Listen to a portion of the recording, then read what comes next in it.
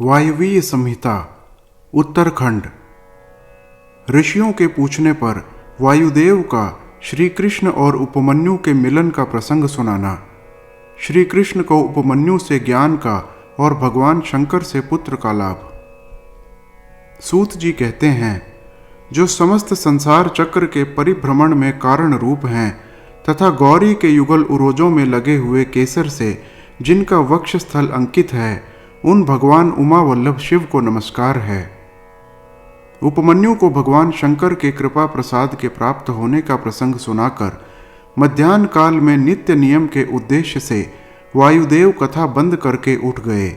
तब नैमिषारण्य निवासी अन्य ऋषि भी अब अमुक बात पूछनी है ऐसा निश्चय करके उठे और प्रतिदिन की भांति अपना तात्कालिक नित्य कर्म पूरा करके भगवान वायुदेव को आया देख फिर आकर उनके पास बैठ गए। नियम समाप्त होने पर जब आकाश जन्मा वायुदेव मुनियों की सभा में अपने लिए निश्चित उत्तम आसन पर विराजमान हो गए, सुखपूर्वक बैठ गए, तब वे लोक वंदित पवन देव परमेश्वर की श्री संपन्न विभूति का मन ही मन चिंतन करके इस प्रकार बोले। मैं उन सर्वज्ञ और अपराजित महान देव भगवान शंकर की शरण लेता हूँ, जिनकी विभूति इस समस्त चराचर जगत के रूप में फैली हुई है। उनकी शुभ वाणी को सुनकर वे निष्पाप ऋषि भगवान की विभूति का विस्तार पूर्वक वर्णन सुनने के लिए यह उत्तम वचन बोले। ऋषियों ने कहा, भगवन, आपने महात्मा उपमन्यु का चरित्र सुनाया, जिससे यह ज्ञात हुआ कि उन्होंने केवल दूध के लिए तपस्या करके भी परमेश्वर शिव से सब कुछ पा लिया।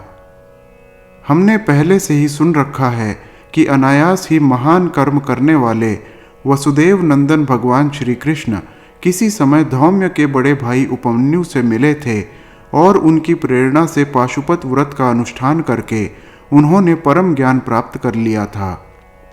अतः आप यह बताएं कि भगवान श्री कृष्ण ने परम उत्तम पाशुपत ज्ञान किस प्रकार प्राप्त किया। वायुदेव बोले, अपनी इच्छा से अवतीर्ण होने पर भी सनातन वासुदेव ने मानव शरीर की निंदा सी करते हुए लोक संग्रह के लिए शरीर की शुद्धि की थी। वे पुत्र प्राप्ति के निमित्त तप करने के लिए उन महामुनि के आश्रम पर गए थे, जहां बहुत से मुनि उपमन्यु जी का दर्शन कर रहे थे। भगवान श्री कृष्ण ने भी वहां जाकर उनका दर्शन किया। उनके सारे अंग भस्म से उज्जवल दिखाई देते थे, मस्तक त्रिपुंड से अंकित था, रुद्राक्ष की माला ही उनका आभूषण थी, वे जटा मंडल से मंडित थे। शास्त्रों से वेद की भांति वे अपने शिष्यभूत महर्षियों से घिरे हुए थे और शिव जी के ध्यान में तत्पर हो शांत भाव से बैठे थे। उन महातेजस्वी उपमन्यु का दर्शन करके श्री कृष्ण ने उन्हें नमस्कार किया। उस समय उनके संपूर्ण शरीर में रोमांच हो आया। श्री कृष्ण ने बड़े आदर के साथ मुनि की 3 बार परिक्रमा की, फिर अत्यंत प्रसन्नता के साथ मस्तक झुका, हाथ जोड़कर उनका स्तवन किया। तदनंतर उपमन्यु ने विधि पूर्वक अग्नि रीति भस्म इत्यादि मंत्रों से श्री कृष्ण के शरीर में भस्म लगाकर उनसे 12 महीने का साक्षात पाशुपत व्रत करवाया। तत्पश्चात मुनि ने उन्हें उत्तम ज्ञान प्रदान किया। उसी समय से उत्तम व्रत का पालन करने वाले संपूर्ण दिव्य पाशुपत मुनि उन श्री कृष्ण को चारों ओर से घेर कर उनके पास बैठे रहने लगे। फिर गुरु की आज्ञा से परम शक्तिमान श्री कृष्ण ने पुत्र के लिए सांब शिव की आराधना का उद्देश्य मन में लेकर तपस्या की। उस तपस्या से संतुष्ट हो 1 वर्ष के पश्चात पार्षदों सहित परम ऐश्वर्यशाली परमेश्वर सांब शिव ने उन्हें दर्शन दिया। श्री कृष्ण ने वर देने के लिए प्रकट हुए सुंदर अंग वाले महादेव जी को हाथ जोड़कर प्रणाम किया और उनकी स्तुति भी की। गणों सहित सांब सदाशिव का स्तवन करके श्री कृष्ण ने अपने लिए एक पुत्र प्राप्त किया। वह पुत्र तपस्या से संतुष्ट चित्त हुए साक्षात शिव ने श्री विष्णु को दिया था। चूंकि सांब शिव ने उन्हें अपना पुत्र प्रदान किया, इसीलिए श्री कृष्ण ने जाम्बवती कुमार का नाम सांब ही रखा। इस प्रकार अमित पराक्रमी श्री कृष्ण को महर्षि उपमन्यु से ज्ञान लाभ और भगवान शंकर से पुत्र लाभ हुआ। इस प्रकार यह सब प्रसंग मैंने पूरा पूरा कह सुनाया। जो प्रतिदिन इससे कहता सुनता या सुनाता है वह भगवान विष्णु का ज्ञान पाकर उन्हीं के साथ आनंदित होता है। उपमन्यु द्वारा श्री कृष्ण को पाशुपत ज्ञान का उपदेश। ऋषियों ने पूछा, पाशुपत ज्ञान क्या है? भगवान शिव पशुपति कैसे हैं?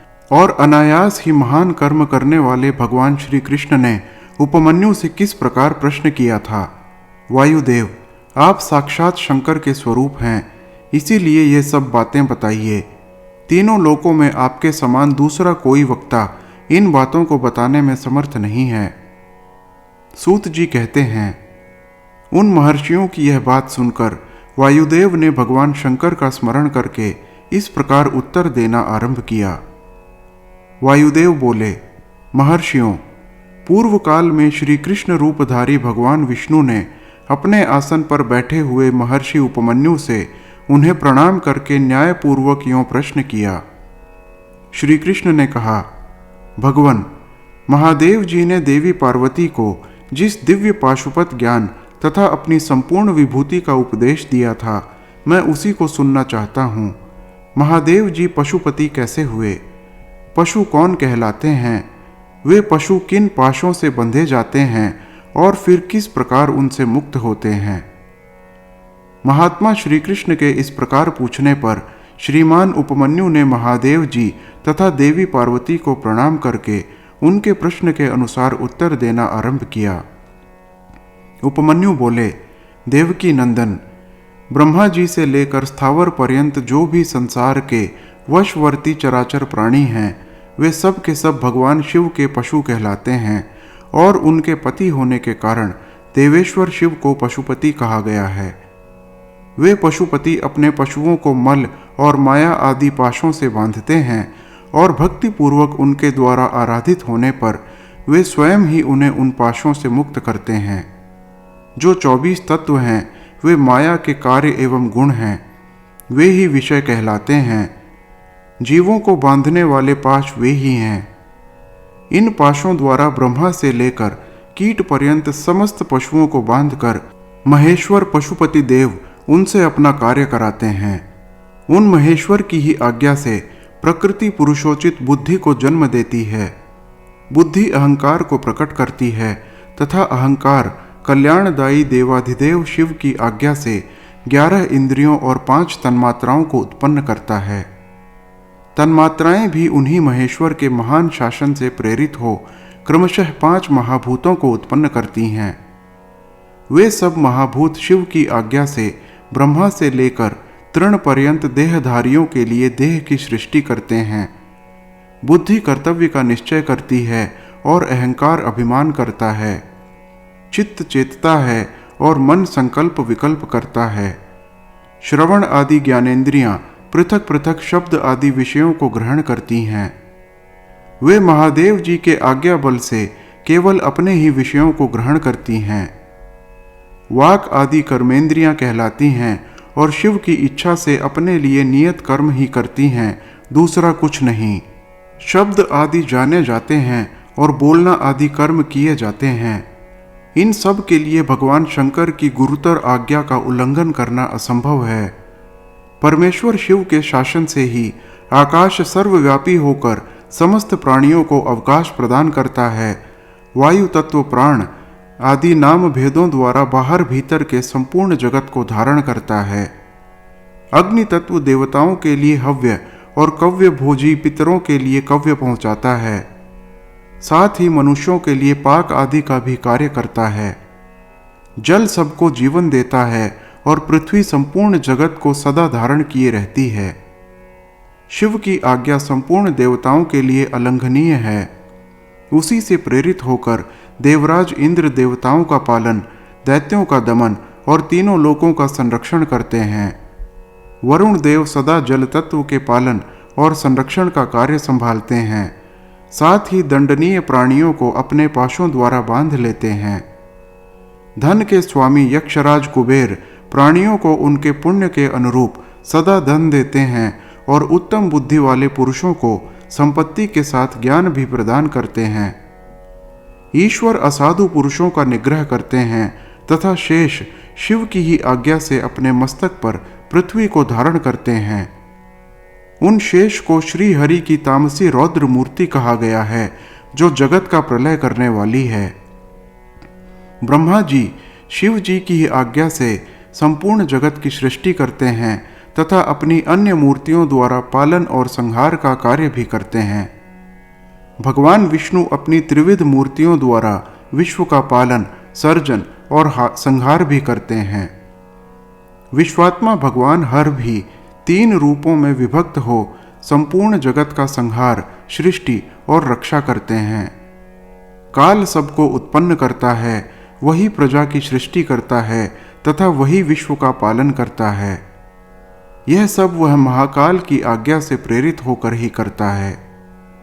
भगवान सूर्य उन्हीं की आज्ञा से अपने 3 अंशों द्वारा जगत का पालन करते, अपनी किरणों द्वारा वृष्टि के लिए आदेश देते और स्वयं ही आकाश में मेघ बनकर बरसते हैं। चंद्रभूषण शिव का शासन मानकर ही चंद्रमा औषधियों का पोषण और प्राणियों को आह्लादित करते हैं। साथ ही देवताओं को अपनी अमृतमयी कलाओं का पान करने देते हैं।